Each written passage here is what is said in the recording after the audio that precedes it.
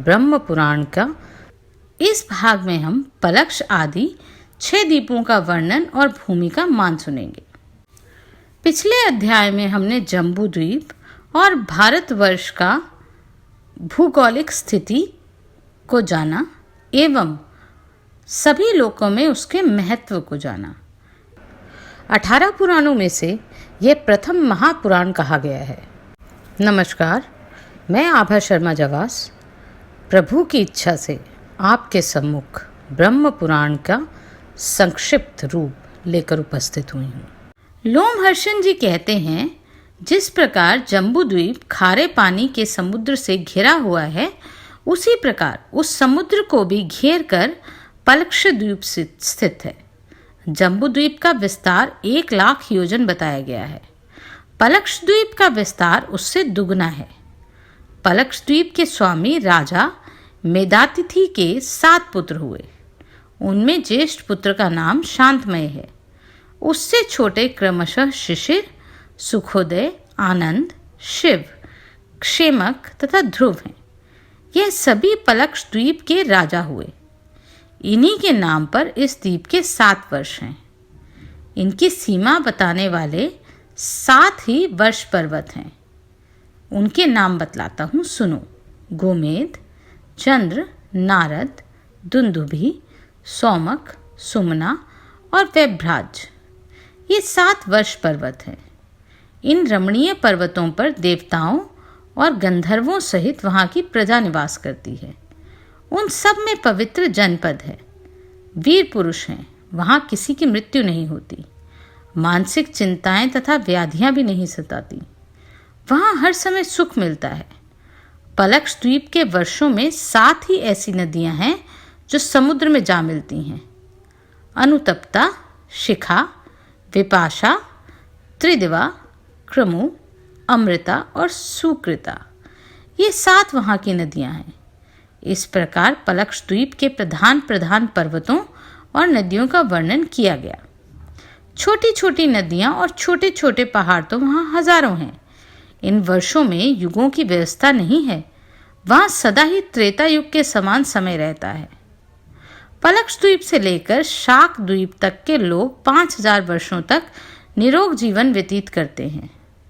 उन द्वीपों में वर्णाश्रम विभाग पूर्वक 4 प्रकार का धर्म है तथा वहाँ 4 ही वर्ण हैं, जिनके नाम इस प्रकार हैं: आर्यक, कुरु, विविश्व तथा भावी। यह क्रमशः ब्राह्मण, क्षत्रिय, वैश्य तथा शूद्र की कोटि के हैं। इन द्वीप के मध्य भाग में पलक्ष अर्थात पाकड़ नाम का एक बहुत विशाल वृक्ष है, जो जम्बू द्वीप में स्थित जम्बू अर्थात जामुन के वृक्ष के ही बराबर है। उसी के नाम पर इस द्वीप का पलक्ष द्वीप नाम रखा गया है। पलक्ष द्वीप में आर्यक आदि वर्णों के लोग जंगस्थ्रष्टा सर्वेश्वर भगवान श्री हरि का चंद्रमा के रूप में यजन करते हैं।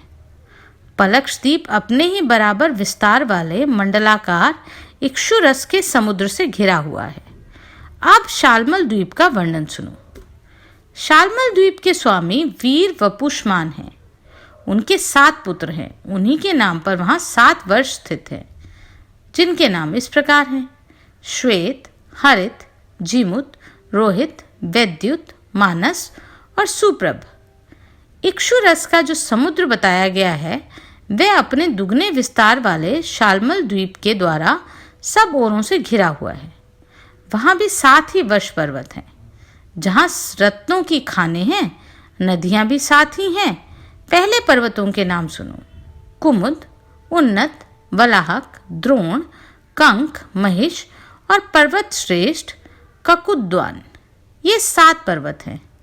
इनमें द्रोण पर्वत पर कितनी ही महाऔषधियाँ हैं।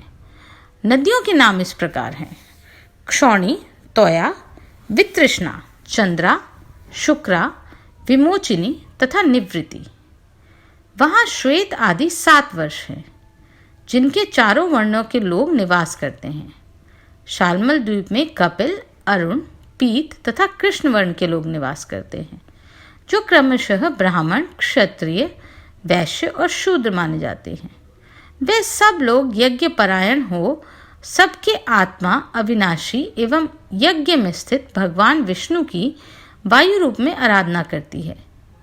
इस अत्यंत मनोहर द्वीप में देवताओं का सानिध्य बना रहता है। वहाँ शाल्मली नाम का महान वृक्ष है जो द्वीप के नामकरण का कारण बना।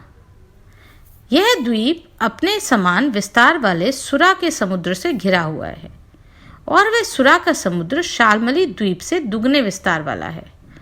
कुश द्वीप द्वारा सब ओर से आवृत है। कुश द्वीप में ज्योतिषमान राजा हैं।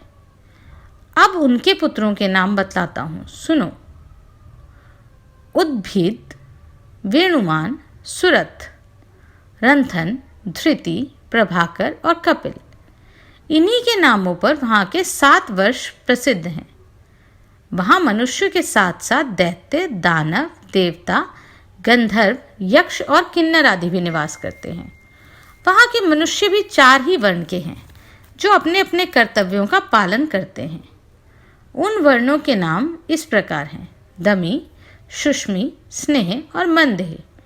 ये क्रमशः ब्राह्मण, क्षत्रिय, वैश्य और शूद्र की श्रेणी में ही बताए गए हैं। वे शास्त्रोक्त कर्मों का ठीक ठीक पालन करते हैं और अपने अधिकार के आरंभ के कर्मों का क्षय होने के लिए कुश द्वीप में ब्रह्मा रूपी भगवान जनार्दन का यजन करते हैं। विद्रुम, हेमशैल, द्युतिमान, पुष्टिमान, कुशेशय, हरि और मंद्राचल, ये 7 उस द्वीप के वर्ष पर्वत हैं। नदियां भी 7 ही हैं जिनके नाम इस प्रकार हैं: धूतपापा, शिवा, पवित्रा, सम्मति, विद्युत, अम्भस तथा मही।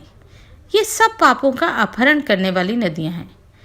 इसके अतिरिक्त भी वहाँ बहुत सी छोटी छोटी नदियां और पर्वत हैं। कुश द्वीप में कुशों का बहुत बड़ा वन है, अतः उसी के नाम पर इस द्वीप की प्रसिद्धि हुई। वह द्वीप अपने ही बराबर विस्तार वाले घी के समुद्र से घिरा है। मुनिवरों, उपर्युक्त घी का समुद्र कौंच द्वीप से घिरा हुआ, उसका विस्तार कुश द्वीप से दुगना है। कौंच द्वीप के राजा द्युतिमान हैं। महात्मन द्युतिमान के 7 पुत्र हैं। महामना द्युतिमान ने अपने पुत्रों के ही नाम पर कौंच द्वीप के 7 विभाग किए, जिनके नाम हैं कुशग, मंदक, उष्ण, पीवर, अंधकारक, मुनि और दुंदुभि। कौंच द्वीप में भी बड़े ही मनोरम 7 वर्ष पर्वत हैं जिन पर देवता और गंधर्व निवास करते हैं। उनके नाम इस प्रकार हैं: कौंच, वामन, अंधकारक, देवव्रत, धर्म, पुंडरिकवान तथा दुंदुभि। ये एक दूसरे से दुगने बड़े हैं।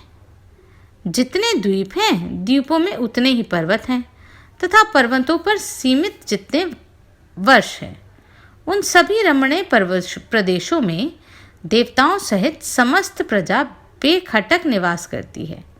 कौंच द्वीप में पुष्कल, पुष्कर, धन्य और ख्यात, ये 4 वर्ण हैं जो क्रमशः ब्राह्मण, क्षत्रिय, वैश्य और शूद्र की कोटि में माने जाते हैं। वहाँ छोटी बड़ी सैकड़ों नदियाँ हैं जिनमें 7 प्रधान हैं: गौरी, कुमुद्वती, संध्या, रात्रि, मनोजवा, ख्याति और पुंडरी। कौंच आदि द्वीप के निवासी इन्हीं नदियों का जल पीते हैं। वहाँ पुष्कर आदि वर्णों के लोग यज्ञ के समीप ध्यान योग के द्वारा रुद्र स्वरूप भगवान जनार्दन का यजन करते हैं। कौंच द्वीप अपने समान परिमाण वाले दधि मंडोध नामक समुद्र से घिरा है तथा वह समुद्र भी शाक द्वीप से आवृत है। शाक द्वीप का विस्तार कौंच द्वीप से दुगना है। इसके स्वामी महात्मा भव्य हैं। इनके 7 पुत्र हैं जिन्हें राजा ने इस द्वीप के 7 भाग करके वहाँ का राजा बनाया। राजपुत्रों के नाम हैं जलद कुमार, सुकुमार, मनिरक, कुसुमोद, मोदाकी तथा महाद्रुम। उन्हीं के नामों पर वहाँ के 7 वर्ष प्रसिद्ध हैं। वहाँ भी 7 पर्वत हैं जो जलद आदि वर्षों की सीमा निर्धारित करते हैं। उनके नाम इस प्रकार हैं: उदयगिरी, जलधार, रैवतक, श्याम, अम्भुगिरी, अस्तिकेय तथा केसरी। वहाँ शाक अर्थात सागवान का बहुत बड़ा वृक्ष है जहाँ सिद्ध और गंधर्व निवास करते हैं। उसके पत्तों को छूकर बहने वाली वायु का स्पर्श होने से बड़ा आनंद मिलता है। वहाँ के पवित्र जनपद 4 वर्णों के लोगों से सुशोभित हैं। शाकद्वीप में महात्मा पुरुष निर्भय और निरोग होकर निवास करते हैं। वहाँ की नदियाँ भी परम पवित्र तथा सब पापों का नाश करने वाली हैं। उनके नाम हैं सुकुमारी, कुमारी, नलिनी, रेणुका, इक्षु, धेनुका तथा गर्भस्थी। इनके अतिरिक्त वहाँ छोटी छोटी हजारों नदियाँ और पर्वत भी सहस्त्रों की संख्या में हैं। जलद आदि वर्षों के निवासी बड़ी प्रसन्नता के साथ पूर्वोक्त नदियों का जल पीते हैं। मग, मागध, मानस तथा मंदक यही वहाँ के 4 वर्ण हैं। मग ब्राह्मण, मागध क्षत्रिय, मानस वैश्य तथा मंदक शूद्र कहे जाते हैं। शाकद्वीप में रहने वाले लोग अपने मन और इंद्रियों को संयम में रखकर शास्त्रोक्त सत्कर्मों के द्वारा सूर्य रूपधारी भगवान विष्णु का पूजन करते हैं। शाकद्वीप अपने ही बराबर विस्तार वाले क्षीर सागर द्वारा सब ओरों से घिरा हुआ है। क्षीर सागर को पुष्कर द्वीप ने चारों ओर से घेर रखा है। उसका विस्तार शाकद्वीप से दुगना है। पुष्कर के महाराज सवन के 2 पुत्र हुए, महावीत और धाविक। उन्हीं दोनों के नाम पर इस द्वीप को 2 भाग में विभाजन किया। एक का नाम महावीत वर्ष तथा दूसरे का धात्विक वर्ष। इस द्वीप में एक ही वर्ष पर्वत है जो मानसोत्तर के नाम से विख्यात है। मानसोत्तर पर्वत पुष्कर द्वीप के मध्य भाग में वलयाकार स्थित है। इसकी ऊंचाई 50,000 योजन की है, चौड़ाई भी उतनी ही है। वह उस द्वीप के चारों ओर मंडलाकार स्थित है। वह पुष्कर द्वीप को बीच से चीरता हुआ सा खड़ा है। उसी से विभक्त होकर उस द्वीप के 2 खंड हो गए। प्रत्येक खंड गोलाकार है और दोनों खंडों के बीच में महापर्वत स्थित है। वहाँ के मनुष्य 10,000 वर्षों तक जीवित रहते हैं। वे सब लोग शोक से वर्जित तथा राग द्वेष से शून्य होते हैं। उनमें ऊंच नीच का कोई भेद नहीं होता। वहाँ ना कोई वध्य है ना वधिक। वहाँ के लोग ईर्ष्या, असूया, भय, रोष, दोष और लोभ आदि नहीं किया करते। महावीत वर्ष मानसरोवर पर्वत के द्वार के बाहर है और घातिक वर्ष भीतर। उसमें देवता और दैत्य आदि सभी निवास करते हैं। पुष्कर द्वीप में सत्य और असत्य नहीं है। उसके दोनों खंडों में ना कोई नदी है ना कोई पर्वत। वहाँ मनुष्य देवताओं के समान रूप और वेश वाले होते हैं। उन दोनों वर्षों में वर्ण और आश्रम का आचार नहीं है।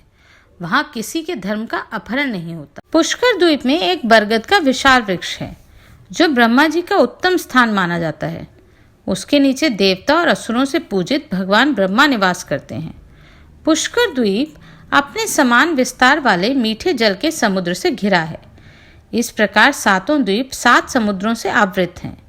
एक द्वीप और समुद्र का विस्तार समान माना गया है। उसकी अपेक्षा दूसरे समुद्र और द्वीप दुगने बड़े हैं। सब समुद्रों में सदा समान जल रहता है। उसमें कभी न्यूनता या अधिकता नहीं होती। जैसे बटलोई में रखा हुआ जल आग का संयोग होने से उफन पड़ता है, उसी प्रकार चंद्रमा के वृद्धि होने पर समुद्र के जल में जवार आता है। उसका जल बढ़ता और घट जाता है, तथापि उसमें न्यूनता या अधिकता नहीं होती। शुक्ल और कृष्ण पक्ष में चंद्रमा के उदय और अस्त होने पर समुद्र के जल का उत्थान 500 उंगल ऊंचे तक देखा गया है। उत्थान के बाद जल पुनः उत्तर भी जाता है। पुष्कर द्वीप में सबके लिए भोजन स्वतः उपस्थित हो जाता है। वहाँ की समस्त प्रजा सदा षड्रस युक्त भोजन करती है। स्वादिष्ट जल वाले समुद्र के दोनों तटों पर लोगों की स्थिति देखी जाती है। उसके आगे की भूमि स्वर्णमय है, जिसका विस्तार पुष्कर द्वीप से दुगना है। वहाँ किसी भी जीव जंतु का निवास नहीं है। उसके आगे लोकालोक पर्वत है जो 10,000 योजन तक फैला है। उसकी ऊंचाई भी उतने ही योजन की है। लोकालोक पर्वत के बाद अंधकार है जो उस पर्वत को सब ओर से आच्छादित करके स्थित है। अंधकार भी अंडकटाह के द्वारा सब ओर से घिरा है। इस प्रकार अंडकटाह द्वीप और पर्वतों सहित इस संपूर्ण पृथ्वी का विस्तार 50 करोड़ योजन है। यह भूमि सबको धारण पोषण करने वाली है। इसमें सब भूतों की अपेक्षा अधिक गुण है। यह संपूर्ण जगत की आधारभूता है।